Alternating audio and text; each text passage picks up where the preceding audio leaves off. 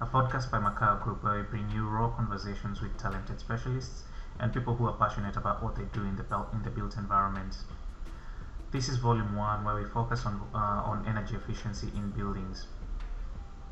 My name is Kelvin Mureithi and I lead the team here at Macau. If you'd like to learn more, you can visit us at macau.com.au. That's makao.com.au. Today's guests are Robert Sebek and Stuart Braine from Kingspan. They'll be sharing their knowledge and expertise from a manufacturer perspective in relation to the National Construction Code, the changes that are happening in the industry, thermal bridging, condensation, etc. As always, leave the door to your mind open and enjoy the conversation. Thank you for making time today, Rob and Stu.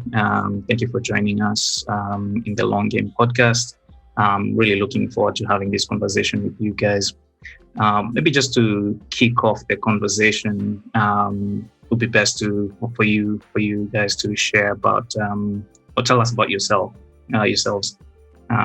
just a professional background and maybe your roles at Kingspan.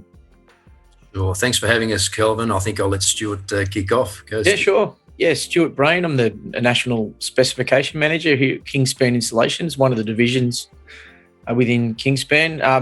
I started my life many years ago, left school and went to university and did spend some time studying chemistry. And then ever since, I've been working for building material companies, from supplying, the raw materials to all the different things like plaster and concrete and steel and paint and now here I am in an organisation that manufactures insulation.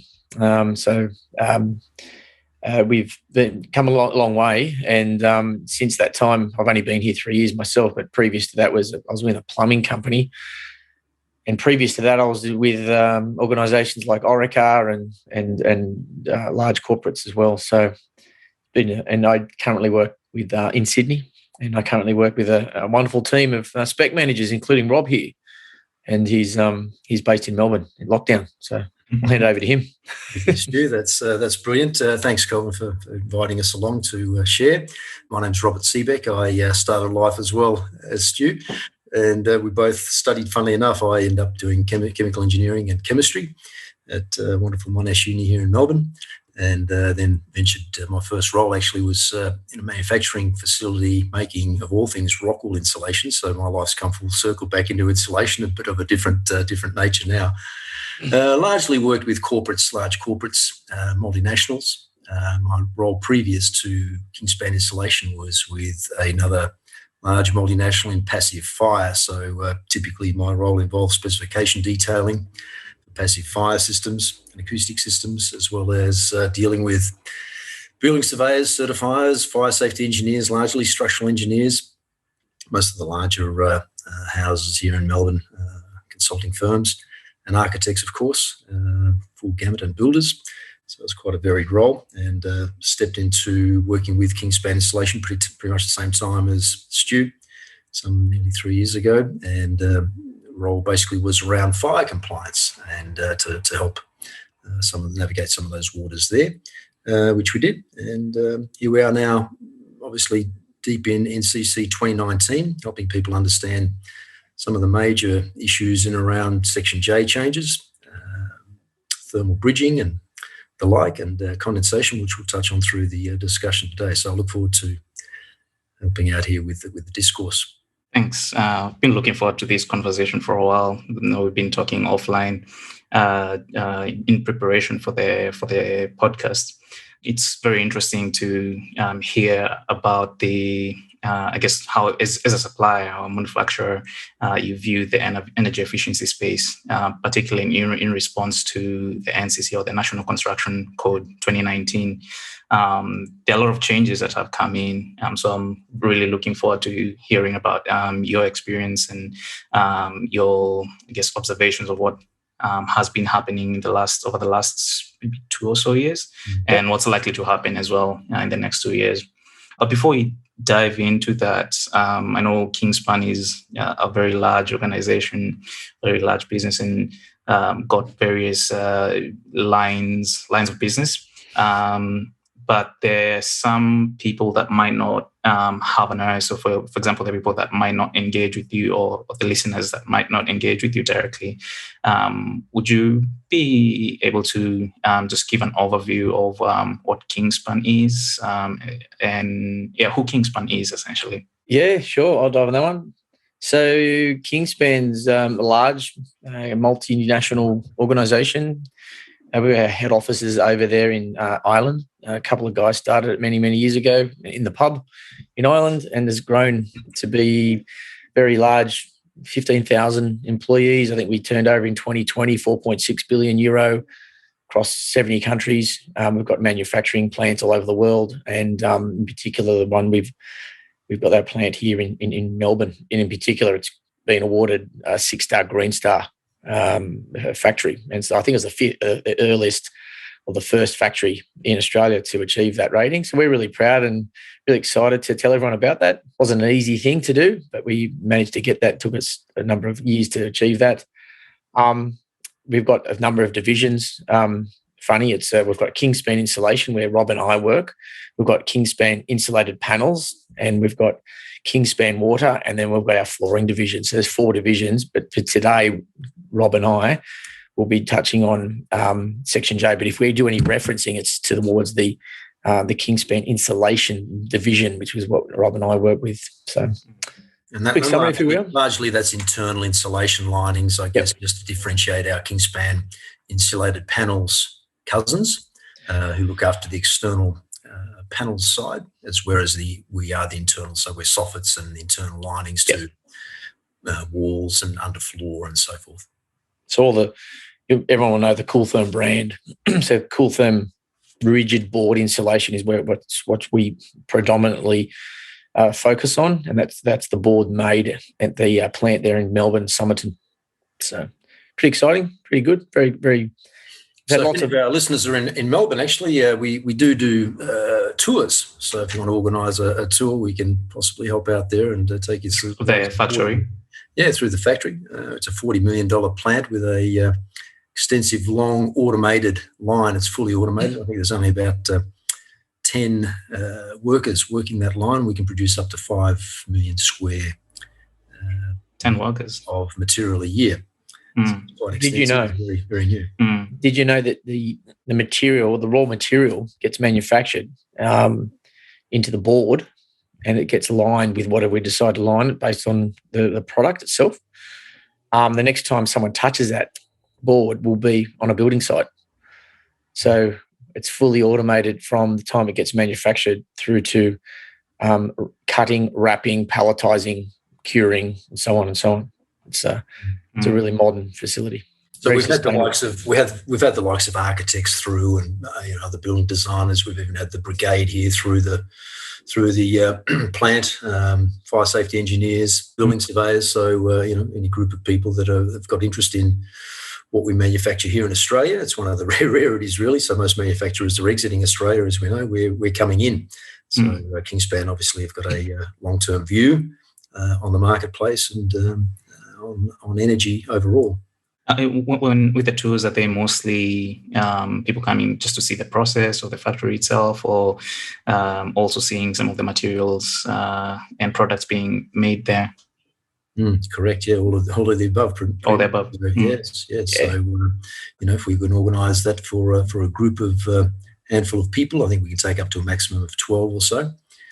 Happy to liaise with you on that one, Kelvin. If you've got any of your good listeners who wish to see what we do and how we do. Just before we dive into the nitty-gritty of the Section J and the NCC 2019 changes, I'm aware that Kingspan has the Planet Passionate program. Could you please just share or just touch on that a little bit, just to help people put it into context? Sure. So Planet Passionate is an initiative that Kingspan launched. It's a global initiative. It's part of our 10-year sustainability strategy, and it touches on 3 core areas, which is circularity, climate change, and the protection of our natural world. Right, so every division and every particular manufacturing site, because circularity is big on manufacturing and using non-finite resources. So each of the facilities has targets to hit by 2030, and we're looking at energy, carbon, waste, and water. They're your four key targets we're trying to hit. Reducing energy, net zero carbon, zero company waste and landfill, and then saving water naturally in the process of doing that. So Planet Passionate encompasses all of that globally, and we also align ourselves with partners like Born Free and RE100 and Advanced Net Zero and a few other the global organisations that have got a very similar strategy to what we're trying to achieve. So it filters right through the business from a sustainability point of view, and on the back of our 6-star rating with our factory. When we're very proud of that Planet Passionate too, Kelvin. I think we were actually having a discourse online with a major developer here in Australia, and they were talking as well about very similar objectives for their company. So it seems to be a good alignment for many companies now to be having these targets. Yeah, and I like how it's not just focusing on the energy bit, but looking at it from a more integrated perspective of water and waste as well. Yep, that's right. And the carbon element too. Now, as I slowly pivot away from that, begin to maybe just get your perspective on the NCC 2019, particularly focusing on the Section J, which deals with energy efficiency in buildings. Maybe just a high-level summary before we go into the details, high-level summaries of what the changes are from maybe your own interpretation. Yeah, and then maybe after that, as a follow-up question would be, why are these changes, or what's driving these changes at this point in time? And they're good questions. Can I just jump in before maybe Stu takes the helm on this one a little bit here too? Probably, we're not ESD consultants, and we don't try to be. We have a very strong technical department sitting behind both myself and Stu, and a lot of the detail, in-depth questions are dealt with by our technical department, our very skilled technical department. We will cover off what we've, I guess, experienced in the last 3 years. And provide a little bit of feedback from what we see in the marketplace and some of the changes, particularly from NCC 2016 Amendment 1, going right through, as you said, to NCC 2019. So, Stu, over to you if you want to give us a quick summary of. Yeah, so some of the big changes, effectively, some people are talking about how large it is. It's quite a big change to Section J. It's virtually, some people say, it's been rewritten, and you could pretty much say that. The deemed to satisfy provisions around thermal constructions, walls, glazing, floors, roof and ceiling construction, so on. That's all new. There's been, in addition, some changes to some standards. There's been additional standards added. There's been some of the performance requirements as well. There's been some changes of that as well. So yes, big changes to occur. And to answer, I think you asked earlier, is it a good thing? We think it is a good thing. It's this evolution of code. We take ourselves back 20, 30 years, and you didn't need to put any insulation in buildings, right? There's no thermal performance requirements to where we are today, and it will continue this path. And if we want to embrace energy efficiency, if we want to embrace sustainable design, if we want to keep building costs and the energy requirement to maintain and run buildings, we want to keep that down, and we want to be sustainable globally, then this has to happen. So indoor comfort obviously is a big part of that. So we see the introduction now of PMV, which we'll cover off a little bit later on. But we're often asked, where did that change, what direction, and why did it really happen? And early on, we used to do webinars where we talked about the National Energy Productivity Plan, NEPP, which was at the time part of the COAG Energy Council, which later changed its name to National Cabinet. So that had agreed package of measures essentially to improve Australia's energy productivity by 40% between 2015 and 2030. as per the commitment that Australia made under the Paris Agreement. So that's kind of where it all stemmed from, the large changes that we've now seen and the steps we've seen going forward in the energy efficiency area under our NCC, I think, which we're all embracing. And I think a lot of our ESD consultants that are probably listening would agree that it's high time. Some of the feedback we get is that we're still a long way back from perhaps countries like Europe and even our friends across 100% we are. Across the pond, that's right. In New Zealand, they've already been in advance of us, particularly the fact that they've had thermal bridging as part of their code, which we are now just seeing and taking on board. So, long way to go, but it's an important start and a positive start. Mm-hmm. Kelvin, their climate, the overseas climate's driven it, right? So those climates when you're getting to minus 14s and someone you have to pay attention to the design. Yeah, they've had to do that, and it's driven that. Whereas the largely Australian climates are a bit more forgiving. But having said that, we're catching up. We are, and I think the key thing too is that we've seen a nice change for 2019. NCC has brought in, for classes 2 to 9. Class 1 will start to obviously see some changes under NCC 2022. Is the vibe that we're hearing. So that'll be good too for the residential market to start to increase its performance levels and requirements. So NATAs and so forth will be driven to 7 stars and beyond, which is good. And the comfort levels for people and energy reduction, as Stuart mentioned before, are all part of that. Yeah, definitely a positive change. Some of us wish it would be a little bit more accelerated, but you will take it one stride at a time. Yep. Just before I go to the next question, there's a term you mentioned, Rob, about energy productivity.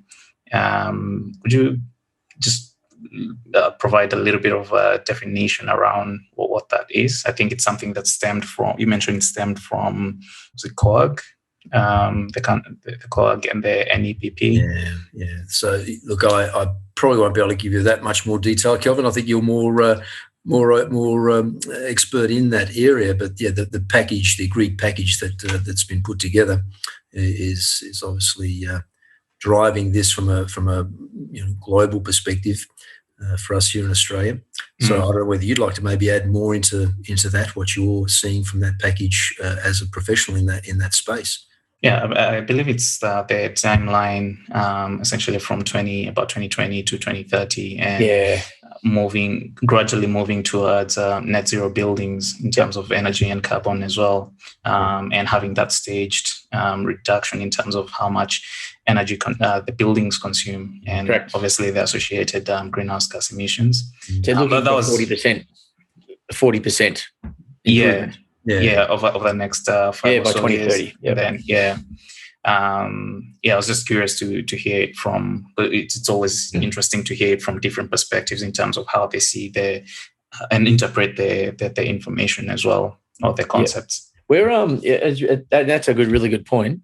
How does it translate through to someone like a insulation manufacturer? We're so far down the chain, So, and we're one component of a building. We don't heat or cool a building, but we maintain the heating or maintain the cooling of the building, right? And there's challenges around that. So it's one thing to say, hey, here's some changes to Section J, and please design it that way, Mr. Architect and Mr. Engineer and Mr. ESD and so on and so on. When it comes to actually physically building it and physically sourcing the materials and so on, that's a whole different game. And the construction industry is very conservative. They don't like change too much. They like to continue to do what they do, and I get that. So there's challenges around adopting technologies that enable us to build more sustainable and more energy efficient practices. And it might mean that we need to build differently. It might mean we need to procure materials differently and alter the build program. And that space between design and construction, there's a gap there, and that's where we're starting to see that, and especially that's in the commercial space. We haven't seen it in the residential space yet, because a lot of these changes haven't taken place in those Class 1 and Class 2 buildings, which NCC 2022 will be out for comment right now should address. maybe as we zoom in a little bit, Stu, you mentioned that there are a few new standards that have been introduced to the Section J. Yep. Could you just please touch on what they are and essentially what they mean, and potentially tie it into how you guys see as a manufacturer from the insulation space see it as well? Absolutely. So, okay, there's an existing standard called AS 4859, and that's got two parts to it, right? And that's an existing standard, but they updated it. So it's 4859 Part 1, 2018, and 4859 Part 2, 2018. Part 1 largely deals with, the general criteria and technical provisions of materials. So products like Kingspan Cool Firm and so on, the way we measure the conductivity of our materials, the way we the actual measurement itself has changed. Okay, so our materials haven't physically changed, but the standard now says, hey, you need to measure your conductivity this way. You need to firstly measure it at 23 degrees. Okay. This applies to, by the way, sorry, Stu, this applies to all manufacturers of insulation as well. So it's not just for us, it's for everyone. Everyone. Yep. Mm. So you need to measure we're digging deep into the detail, I know, but we need to measure your material now, your conductivity, the K value, lambda. You need to get that number at 23 degrees. And we also need to measure it. We also need to age the product. And the reason it's really good that this is occurring, because things like it standardizes your materials across different types of materials that wouldn't maybe necessarily have different chemistry and perform differently. As an example, if you measure your conductivity of one material at a lower temperature, you get better conductivity versus if you measure it at a higher temperature. And equally, if I measure the material at as soon as it comes out off the line, out of the factory, I'll get a better lower conductivity or a higher R value than if I measure it 1, 5, 10 years down the track. So when we say we're going to standardize the temperature and we're also going to standardize the aging of the product, they're two things that standard now is introduced, which is we encourage and we embrace. We had to reissue brochures. We had to update all of our literature, our website and so on. And now our R values, our material R values actually dropped by 8% across the board on average. Part 2 of that standard is being updated as well. And that's the system design, which is how we calculate a total R value for an envelope, part of the envelope. And inside that standard, there's a new standard, and that's a New Zealand standard called NZS 4214 2006. So we adopted the New Zealand standard, and that's where thermal bridging has come in. And if I holistically say about Section J, the changes, I reckon thermal bridging is probably the biggest introduction, the biggest change, and the biggest challenge that has caused the most disruption, if that's the word, or the biggest improvement in energy efficient walls, energy efficient floors, roofs, and the whole envelope. Because under NCC 2016, we ignored thermal bridging. A thermal bridge is just stud work, noggins, gaps in insulation, where you might have a junction point where there's no insulation at all, or you might have any area where you have glass wool and it stops and starts somewhere else. That they're called thermal bridging. It's where heat is either lost or gained through the envelope. And traditionally, we would model up buildings and ignore those areas. And what we're saying now with Section J changes, we have to account for that. And how we account for that, there's various solutions. One of the solutions is things like, let's make the insulation cover the whole wall instead of having a broken or a discontinuous insulation. Let's have it continuous. So 4859 Part 1 and 2 are largely rewritten, and especially with the introduction of thermal bridging under 4214.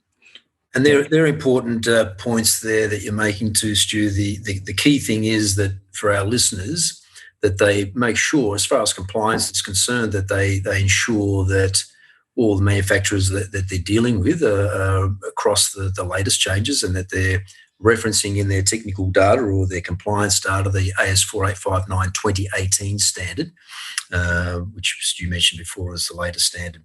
So to ensure that all those things are covered off. One other thing that was interesting too, Stu, in that design part too, that there is not only the thermal bridging, which as you said is probably the biggest impact, but there's also things like positioning of the thermal materials, where they're positioned, let's say, inside a lightweight wall. If it's closer to the outside facade, or whether the insulation is close to the inside linings, the position of the material actually does also impact on the overall total R value. So they're interesting things as we calculate, or our technical department calculates thermal performance computations for builds. That's why we often ask architects to provide a build-up of their wall or floor or ceiling, so we can also see where the intent is to put the insulation material. In addition to this, it gets quite detailed, Kelvin, but Yeah. You can tell me if I'm going too deep here, but That's interesting. Yeah. That's why we're having the conversation, just to get that level of information. So one of the things we found is the detail required now in design, right? So traditionally, your stud work, for example, which are bridges, thermal bridges, we need to account what percentage of the wall is thermally broken, and therefore we can work out how much insulation we need to put to compensate for the uninsulated areas, right? So it really, how big is how thick are the studs you're using? How far apart are they? Like this is important now. It was never important before. And equally, and then we talk about what class of building is it? So because if it's a class 2 multi-res high rise, it doesn't apply. Right? If it's a class 1, it doesn't apply. So we got 4859 Part 1, the standard applies to all classes, but actually Part 2, or in particular thermal bridging, doesn't apply to all standards. So we're talking Volume 1, Volume 2. There's a few questions to ratify this. We've had aged care facilities in particular, where we've had some parts of the building have exactly the same wall type to other parts of the building, but the stud work is closer together. So therefore, the insulation requirements are different. It's the same wall type, with exactly the same materials, but one's got more bridging than the other. So therefore, one needed more insulation, one needed less. So as an example too, Stu, that's a really critical thing when you're talking about, let's say, lightweight construction, timber or steel. Obviously, timber's going to have a slightly not as high a conductivity as steel. That'll add to it, exactly. That will add, and so you might have, for example, the average build framework might be 8 to 15% thermally bridged, or bridged areas of that framework. But that'll account, for example, if you've got, say, under NCC 2016, a 90 timber studs with 2.5 R2.5 bats in there, well, then you basically assume that wall is an R2.5 under NCC 2016. But going forward under 2019, the thermal bridging impact sees the derating, if you like, of that system from R2.5, they may drop to an R1.7 or 1.6. And for steel studs, it's even higher in the derating. It may be an R2.5 with thermal bridging applied to it, drops to an R1.1. So there are quite substantial losses, and we don't even realise how substantial they may be until you start seeing the calculations, as you know, to the effects of thermal bridging and therefore the impact on what can be done with that wall. So some of the designers are coming to us going, all right, well, if we're now got an R2.5 wall that's down to an R1.1, for example, or R1.6, can we put in thermal breaks? And there's another question too, isn't it, Stu, that we find often is confused for thermal bridging versus thermal breaks. Well, a thermal break is not the same as a thermal bridge. Thermal breaks may help in reducing the effects of thermal bridging, but will not eliminate a thermal bridging impact. So a thermal break might add maybe R.2 to the overall losses. But other than that, it's still a huge and significant loss through thermal bridging impacts. Sorry, can I just on that other point, is really Rob raised, really important. We under NCC 2016, everyone would talk about, I need a, and we get this a lot, we still get it.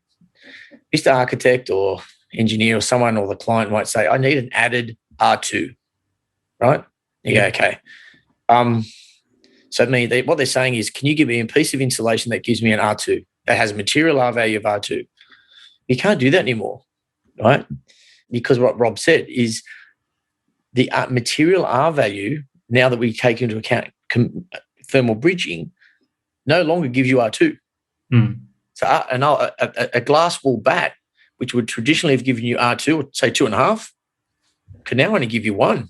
The actual system R value it's delivering to the system is now 1 because of thermal bridging. It's broken.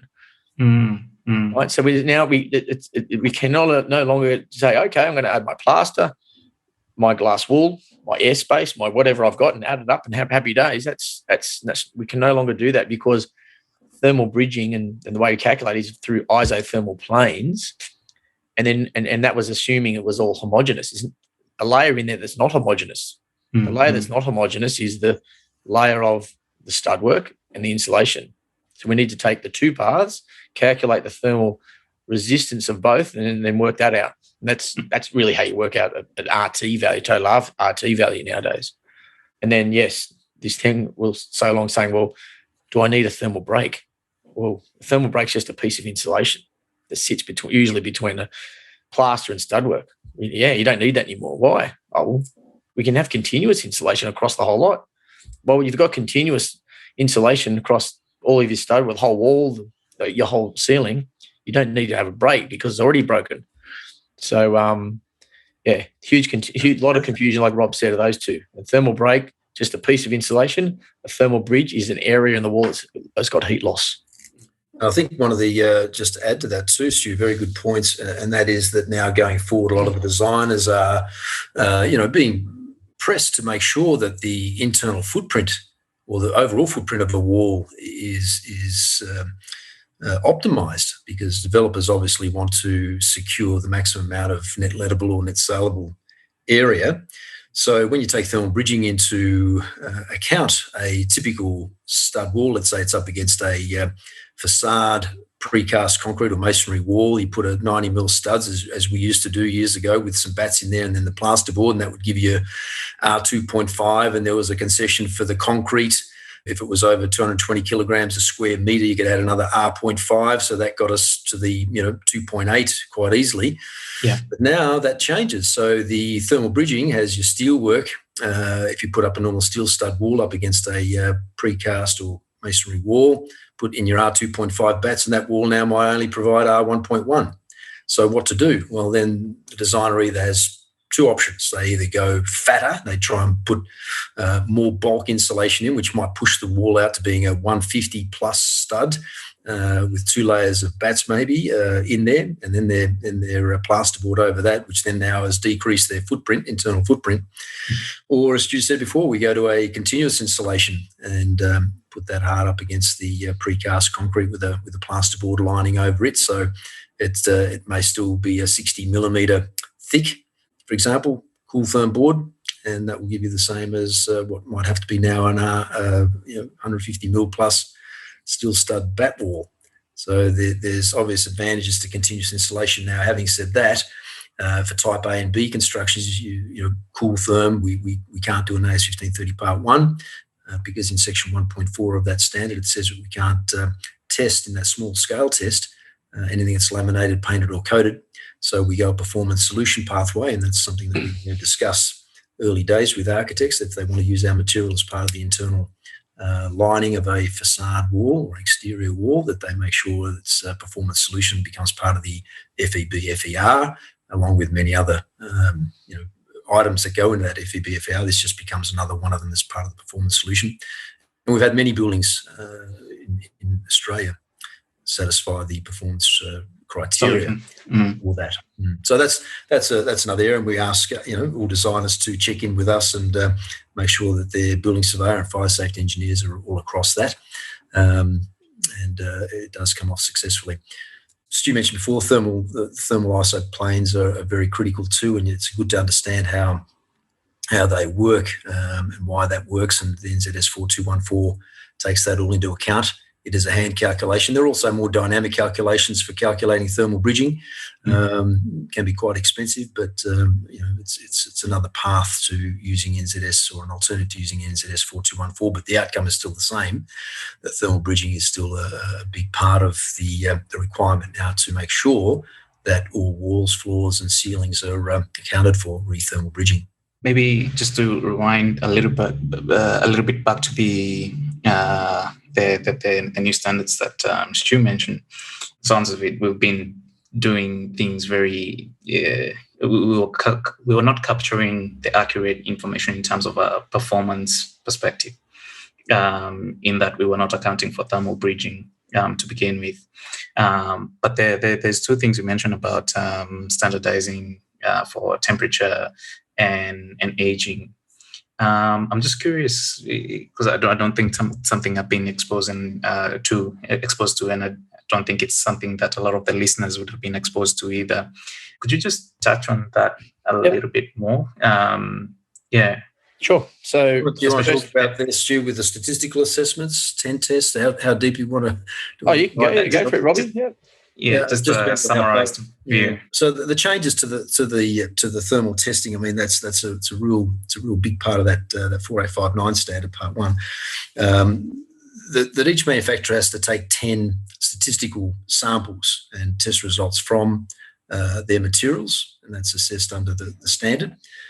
So they then have lambda values with 90% confidence, which is also part of the process. But Stu mentioned before that each material type, so let's say phenolic rigid board, which is the cool therm board made from phenolic resin, has a different test standard, an accelerated aging process requiring, for example, 14 days at 110 degrees C, or alternatively 175 days at 70 degrees C, or it's aged using a prescribed slicing method, which is another process which I won't get into now, but polyisosanurate, which is another rigid thermoset material, and we manufacture a lot of that for our insulated panels division up in Sydney.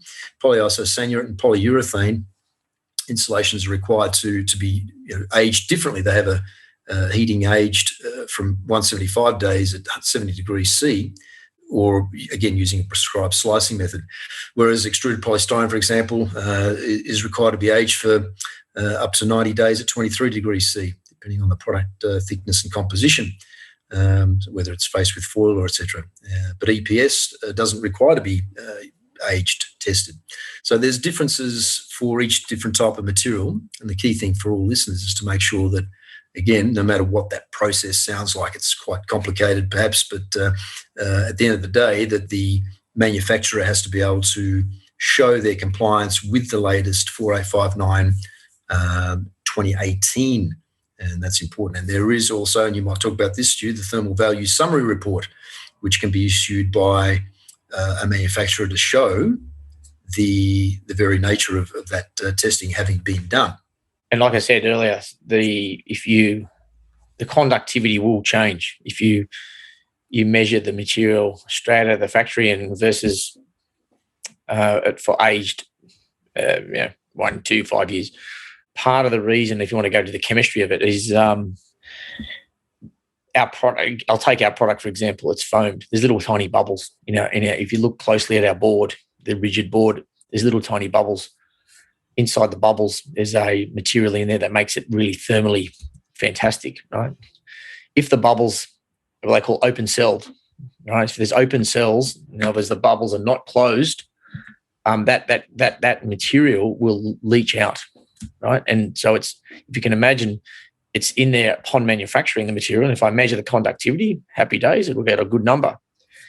If I age it and I measure that same material down the track a few years' time, some of that material would have been lost into the atmosphere. And so you would expect these open cell materials, their conductivity will not be as good. It'll be poor. It'll actually perform as an inferior product. So where do I measure them? Where do I measure my conductivity? As a published piece of data for the market to use, for the ESDs to measure the thermal performance of buildings? I have to be reliant on some relative standard. And what we're saying now is let's all age it to a standard that's part of 4859. And the same with temperature. The temperature will affect the rate at which that excretion of the material exits the material, amongst other things chemically, but it will adjust the conductivity of the material at a higher or a lower temperature. So again, standardizing the materials testing at 23 degrees makes it more reliable, it makes it more believable, and it makes us more think, okay, well, I'm going to use this material in a building in a certain place that enables me to ensure that I have a well-performing, sustainable, energy-efficient building. So essentially, a standardization of how the performance is undertaken and rated, so that you have a uniform way of assessing different products throughout the industry, rather than each manufacturer having their own thing. Instead of you testing it at 1 degree, I tested at 40, and I age mine, you don't, and it's all over the place. Now it's a welcome change to the industry. You can also manipulate the values to get the results that you 100% want. Yeah. Thanks. And so the kind of the detailed changes mainly to do with accounting for that thermal bridging factor, and then the standardized process, and also how like a change in terms of how we account for the total R value throughout the fabric system. Yeah, correct. If you take all of those things together, correct. So the devaluation of the lambda, so the actual R material R values have dropped. We introduced thermal bridging, so we're accounting for this thermal loss that we never did before, and a few other things. The totality of that means that, yes, when we model buildings now, it's what we'd normally get, and we've modeled this, what we'd normally get on, say, a given build-up, which would normally under NCC 2016 might give it an R3, the exact same wall with the new rules as giving an R1.5, you're losing about half. Target R values have also dropped, but don't get me wrong, the actual the deliverable resistance for the material in the system has also been greatly devalued. So it's quite difficult to get there. There are solutions, don't get me wrong. It's easy to achieve with the right materials. It's just we need to model and building. Have that at the back of your mind when you're designing as well. Yeah. And this is probably an important area now that the ESD consultants we're suggesting, and in fact we heard from one ESD consultant talking about, steps along the way for early design and where does an ESD consultant fit. It's almost step zero now. That you want an architect to be engaging an ESD consultant, particularly when you're looking at the overall, the holistic approach to the building design thermally. That you don't want to end up 2-3 months down the track in documentation and then find out, my window wall ratios are out, or haven't accounted for thermal bridging or whatever it might be. So it's a really important step for the designers, architects to engage their ESD consultants very early in the piece and make sure they've got all those things right. Would you agree with that, Stu? 100%. Early engagement with energy efficient guys, the facade consultants, the ESDs. Mm-hmm. It's part of our presentations now is get in early. Mm-hmm. We see it time and time again, Kelvin, and they've come to us and said, we've modelled this and we're really struggling to hit this because of like Rob said, the fact you've got to hit a U value for your facade, where you traditionally would have had your glazing calculator and then your wall calculation separate. Now we're modelling it up together with shading and, colour and so on and so on. ESD engagement, the early piece, is very, very important. Yeah, otherwise it becomes a costly thing towards the end if you leave it towards towards the end or towards that building approval or building. That's one of the stage. The observations of where market trends, that's what we're starting to see. If you want to say that's facade consultants, ESDs, their workload has been into great demand in the last 12 months. And one of the interesting things too, Stu, is the ESD is very important, and then working in with your manufacturer too is vital with the insulation manufacturers, for example, or your glazing manufacturers. In fact, with let's say one of our, you come across this early on, Stu, with I think an aged care facility where they had a lightweight wall construction, brick veneer, with a steel stud wall.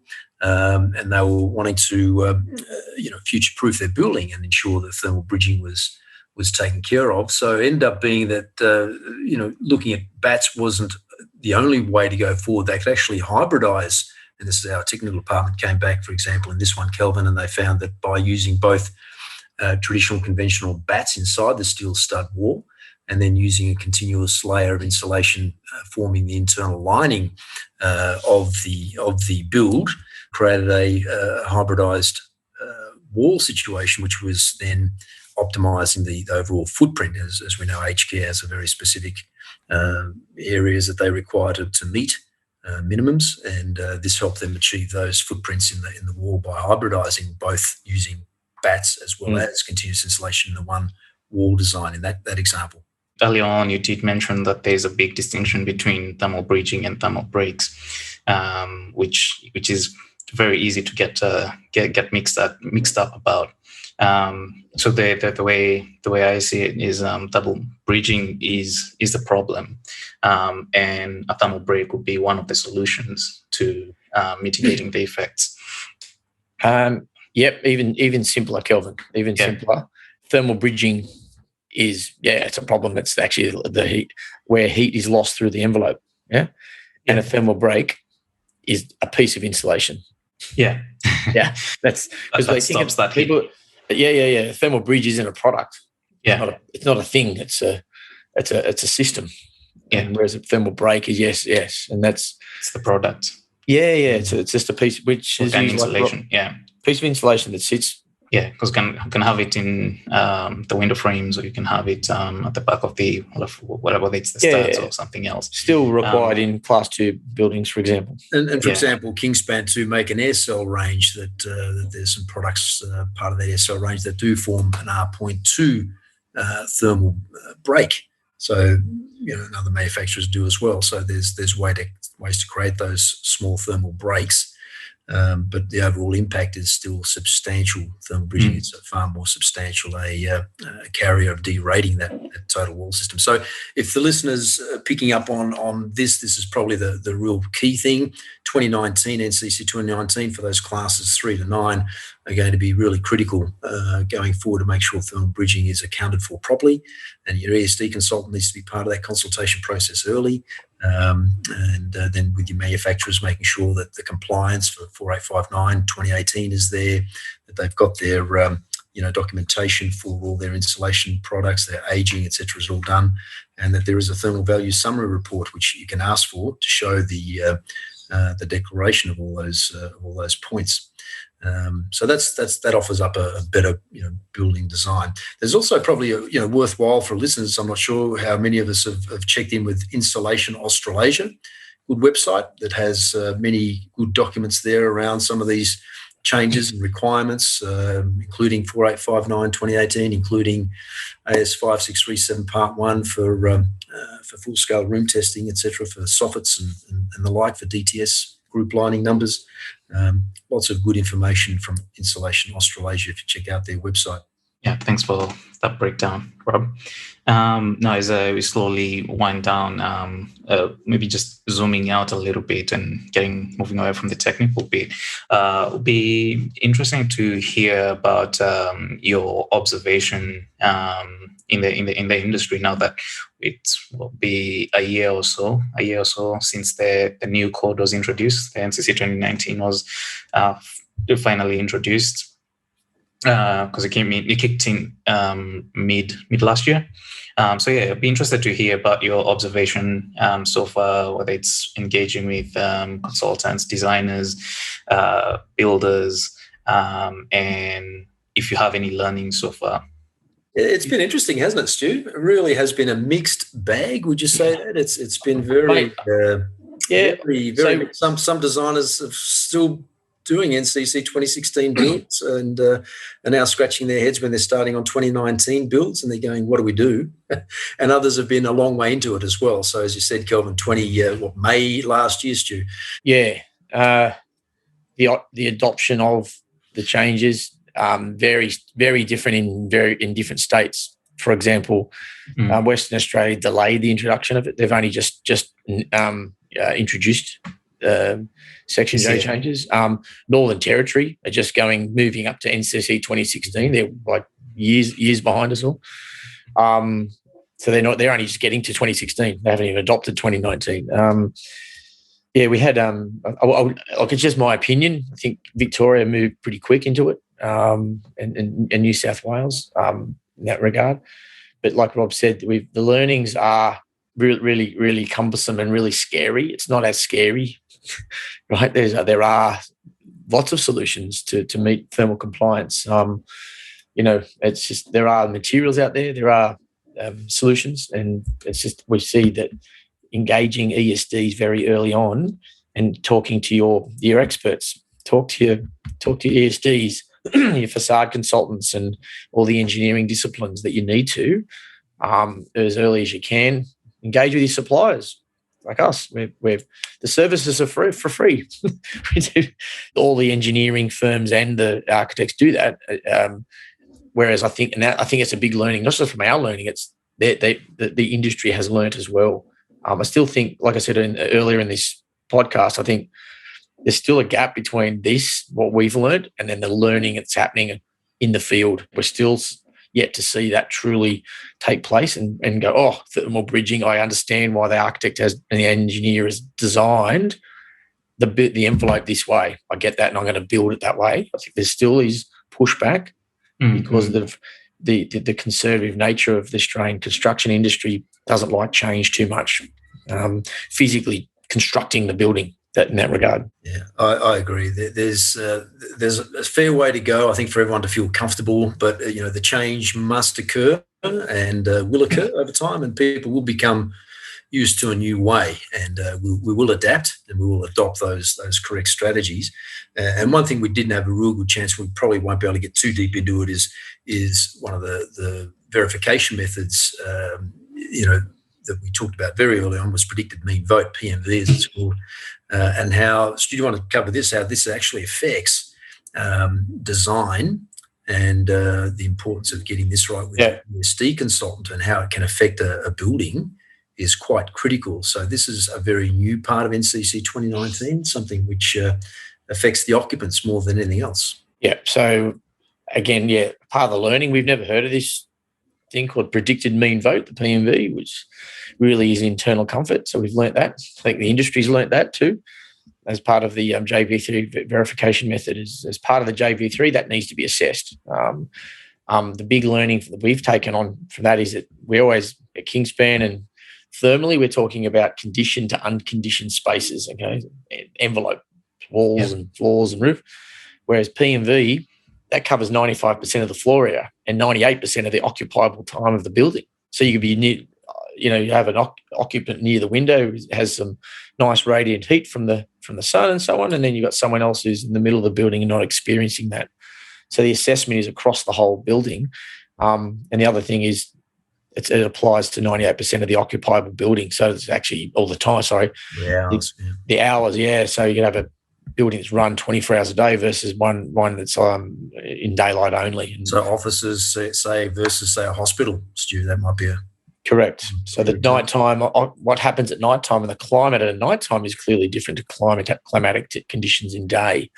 Again, it's all part of the PMV and the comfort of the building, and it's a really important area. And the designers are somewhat grappling with that.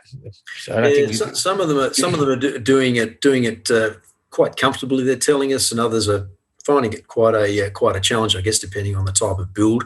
But some of the things that are captured in that PMV too are environmental factors as well as personal factors. So the environmental factors that tap into that PMV requirement are the temperatures, the thermal radiation impacting the building, humidity and airspeed, and then some of the personal impacts, like Stu said. If you're sitting close to a window, you're going to be differently, more adversely affected, if you like, by the conditions outside than someone who's in the middle of the building. So your activity as well, what you're wearing is also part of that PMV. So it's quite a broad process, really, to get right.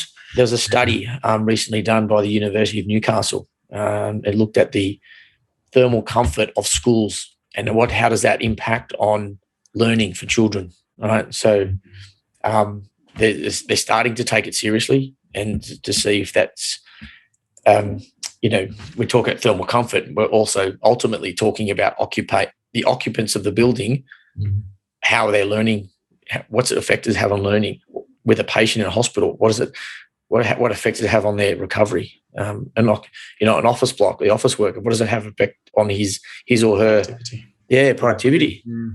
So on. So it's large. You and I, Stuart, probably young enough to remember having schoolrooms, classrooms without any insulation, without any air conditioning, without even a ceiling fan. So it was. And then we haven't even touched on moisture, right? So like years ago, you'd have the inside and outside of the same temperature. Never had moisture problems. Now we've got thermally performance buildings. We've got air tightness. We've got air conditioning, and these three things have created buildings that are more prone to condensation. So the technology's moved across, and this evolution. And Kelvin, if you ask, what's our learnings? This is another one.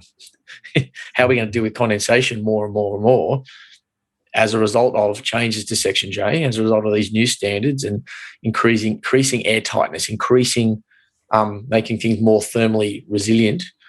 They not just that say it's bad, but it actually brings up other challenges that we may or may not have thought of. And that could be a whole new discussion too, couldn't it, Kelvin and Stu? That could be a whole area on its own just for definitely. For a talk. If you'd have us back, Kelvin, but we can maybe touch on more deeply into and the other one, mate, just observations is leading beyond Section J is into the residential space, into 7-star homes, and we're seeing government and so on mandating 7-star homes for their housing and so on. That's inevitable too. They're pushing to 7.5, some of them as well. So it's and they don't want to. They want to build sustainably with minimum materials to a point where it's actually hitting those ratings, those thermal ratings, but of course at a cost-effective way. We don't want to put triple glazed windows in these things. It's really expensive. So we can marry up cost of glazing versus cost of other parts of the building to hit those benchmarks. It's interesting conversation now. We're just grappling with that now. The industry. The other areas too, I guess, which are becoming far more visible in our landscape, conventional builds, Kelvin. So conventional builds, and maybe listeners are across this area too, is moving more into the modular, prefabricated, volumetric builds. So there's all sorts of issues that we're hearing and seeing in that space. So if any of the listeners are across that, for example, modular volumetric build has a lot of steel work in it, so hence instantly thermal bridging is a much higher impact area than conventional builds. So there's issues there. How do we get around that for the walls, floors, ceilings, and have a building that can be has to be used in different climate zones. So if you Rob, if you look at any in your modular and volumetric buildings, you look at just off-site construction, whether it's flat packed, even whether it's just a wall, this is a very huge part of the industry and a trend that's becoming bigger and bigger is anything they can do off-site, manufactured in a factory and delivered to site, reduces waste, speeds things up, hopefully makes it cheaper. But it's a very sustainable, more efficient way to build. You can do it quicker. Quite often it may not be cheaper, but it's actually quicker, which leads to things being cheaper. But it's definitely reduces waste. That's right. You can imagine lifting, crane movements, lifting steel and things up onto a top deck of a 10-story building, and then you've got to unpack stuff. You've got rubbish, and you've got to bring it all the way back down. If that's all done in a factory, and all you're doing is driving to site, there's lots of positives to that, and we're seeing that happen as well. But also grappling with, like Rob said, you've got to get it to site. There's road restrictions, and it's on the back of a truck, and it's vibrating, and so it's got to be made of steel, which is a lot of bridging. And so Section J meeting those requirements is challenging for these people. So, modular, So interesting, though. Really interesting, really very fun part of the construction space that we all like working with those guys. And from your perspective, how are you, like, internally as Kingspan, adapting to the new landscape?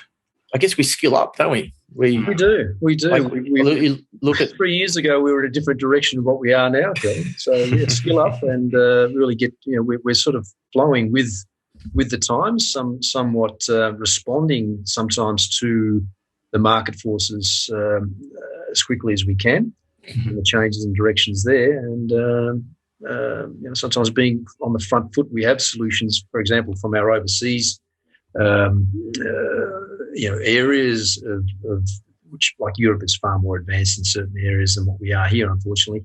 So we can take expertise and experience from our overseas affiliates and apply them here to some of the requirements, the new requirements here. So there's lots of different arms and legs to it, but I think we've grown a lot in our short space of time, Stu and I. We've seen a lot, and I know our comrades in our company that have been around for a long time have seen lots of changes over that period of time, particularly. We work with organisations too, right? So we've got very strong ties to the Green Building Council and Sebek and EEC and the Insulation Australasia, all these organisations that are on the front foot in sustainable design, energy efficiency, and so on. So when there's huge changes, like changes to Section J, we do lean on organisations to help and assist and so on, but it is very much around understanding first, being very, very compliant, changing where we need to change, like updating our materials to meet 4859 Part 1, understanding how's thermal bridging going to affect the world of the construction industry, and then educating, and then showing people. And that's largely what we do. We've launched the Kingspan Digital Academy on that, and we have that. It's a public forum that we educate, and that's gathering a lot of momentum too, isn't it, Stu? That forum has been really good for us. From the first one that we did in March, where I think we had over some like 500 registrations, to this latest one that you were instrumental part of in delivering. We had over 680 registrations.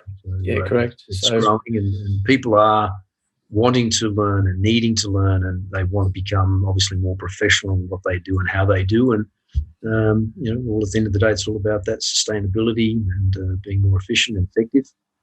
You got to be agile. You got to change. You stand still, you'll be left behind. The code NCC is going to come in. It has come in. NCC 2022 will come in. Again, it's a little bit of step change. We need to adjust, be agile, listen to our customers, and listen to what the market wants, and then move. That's why Kingspan is so successful that way. Nice, and the code will get more stringent over time as well. Absolutely. We welcome that stringency. I think that's going to be challenging. Won't be easy for any of the stakeholders, including manufacturers. Yeah. But it has to happen. We really got to step up and improve our positions on buildings and how effective they are and how efficient they are. So it really is critical. So if someone is interested, because you did mention the Digital Academy, is that on your website? So just for the listeners that may be interested in whether it's learning more about the product or the different concepts that we've talked about today, what would be the best place for them to go? So definitely, if you just simply Google Kingspan Digital Academy, it'll come up. Alternatively, you just go onto the Kingspan Insulation website and search for the page in that way. But that would be the path. If anyone.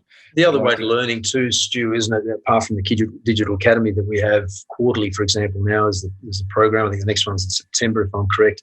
So watch out for that. But we do provide webinars via video call to firms. So if you're an architectural firm or an ESD firm or a fire safety engineering firm or building surveyor, whatever you are, we can provide a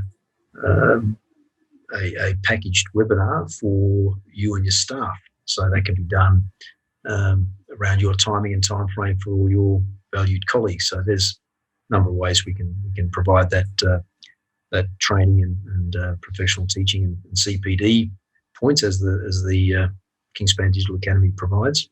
there are also CPD points available via webinar for each individual firm if that's what you wish to do. You can be contacted and make a time for that.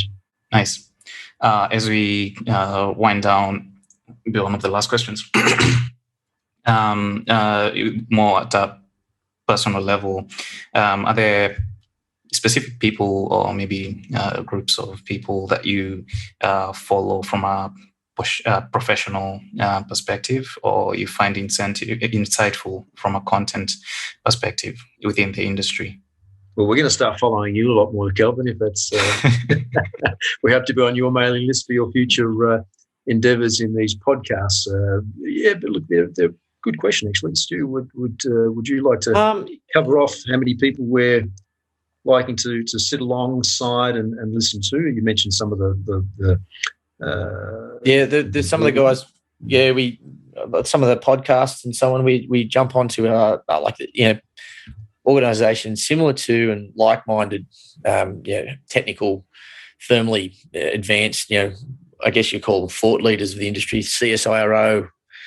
They've got some. Traditionally had some very nice podcasts.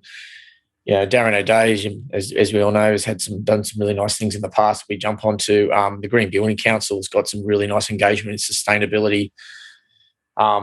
We engage with a number of them, and they're just even to the point where it's some very very I guess clear thinking organisations in the design space. And they could be architects and engineering firms that have these from time to time, but we don't have one or a number of areas where we source inspiration and motivation from and ideas from. Kelvin, the biggest part of and the inspiration comes from our clients. It's the guys like yourself. It's industry. Which covers off all the architects and the engineers who quite often come to us with challenges. And those challenges lead us thinking about how we do things and can we do things better and how can we overcome those. COVID was a big one, right? So COVID presented a challenge to us of we can't. How can we deliver what we deliver to people now that we can't physically see people? And that's how the Digital Academy was born, right? And it's turned into a big success. So inspiration and motivation and who we look up to and listen to is come from the most unusual places, like a virus. And it's just enabled us to do things better and faster and more fun like this. This is new, and we've been approached also by other companies that were doing seminars, but now they're doing webinars, obviously for that reason that Stu just mentioned in terms of the lockdowns that we've had to have. And so we've done various presentations with different platforms and all sorts of things. So it's about staying fluid and reacting to what's happening in the marketplace, as well as being proactive as well, and driving out some of the That's a big point, actually, Rob. You got to be proactive. We can't sit back and wait, right? Wait for change and wait for people to come to us. This is part of the Digital Academy. It's part of providing education, CPD points to the industry. We need to be on the front foot and out to say, hey, we can help. So it's a huge ethos. It's part of the culture within Kingspan now, is we need to be proactive. And there's no other way to say it. So no point but being really sitting here and waiting for people to come to us. Proactive and adaptable as well. Yes, exactly right. Yeah, that's be right. Agile. Yeah. It's exactly what you're doing, Kelvin, in your podcasts here, that you're going front foot and you're delivering content that the people are seeking to hear about and learn about. So, that's all part of the same process. You're being front foot and proactive. And I know all the listeners here too driving that direction as well, being proactive by listening to information and sharing that information. So it's a cool world. True. And with that, I think we'll wrap it up for this session. Thanks again for making time today, Rob. We're both in Melbourne, so still in lockdown for another 7 or so days. But yeah, thank you for making time today, and really look forward to sitting down again, because today we only I feel like we're only focused on the thermal breaching side of things, which is only one of the major changes that came in with a new code. There are other aspects, particularly the ones pertaining to maybe comfort and health and amenity. That we didn't touch on today, which is condensation. How do we manage condensation effectively? And then the other factor, which is the PMV and the thermal comfort aspect of it as well. So I'm looking forward to sitting down again with you guys in the near future and having a conversation around that topic, and hearing more about some of the products as well, because it's always good to keep informed in terms of what's available in the marketplace as well, so that everyone has something to learn from. And I think that's an important thing too. There are a lot of great products out there for different applications, and we are not everything to every situation. And Stu and myself and the team and our technical department will make recommendations appropriately. That's important, that the right system is selected, the right product. So it's not always that we're putting our materials up. If we're not the right material, then we obviously provide direction to other more suitable materials. So, but we want to thank your listeners. We want to thank you, Kelvin, for the opportunity to share some of the things that Stu and I have seen and learnt and done in the last few years.